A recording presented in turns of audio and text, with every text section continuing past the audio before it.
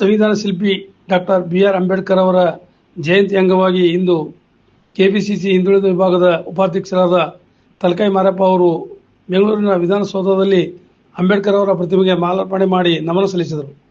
ಅವರು ಈ ಸಂದರ್ಭದಲ್ಲಿ ಕಾರ್ಯಕರ್ತರನ್ನು ಉದ್ದೇಶಿಸಿ ಮಾತನಾಡಿ, ಅಂಬೇಡ್ಕರ್ ಅವರು ಶತಮಾನ ಕಂಡ ಮಹಾನ್ ಶಿವೋತ್ಸವರ ನಾಯಕ ಎಂದು ಕೊಂಡಾಡಿದರು. ನಿಮ್ನ ವರ್ಗದವರು ಇಂದು ಸುಸ್ಥಿರ ಜೀವನ ನಡೆಸುತ್ತಿದ್ದಾರೆ ಎಂದರೆ ಅದಕ್ಕೆ ಅಂಬೇಡ್ಕರ್ ಅವರು ನೀಡಿದ ಮೀಸಲಾತಿ ಕವಚವೇ ಕಾರಣ ಎಂದು ತಿಳಿಸಿದರು. ಅಂಬೇಡ್ಕರ್ ಅವರು ಎಲ್ಲ ಕ್ಷೇತ್ರದಲ್ಲಿ ಪರಿಣಿತಿ ಹೊಂದಿದವರು. ಅವರು ಬಲಿಷ್ಠ ಸಮಾಜದವರ ಜೊತೆ ಮತ್ತು ಮೂಢನಂಬಿಕೆ ವಿರುದ್ಧ ಧ್ವನಿ ಎತ್ತಿ ಸಮಾನತೆಗೆ ಹೋರಾಡಿದವರು ಎಂದು ಕೊಂಡಾಡಿದರು.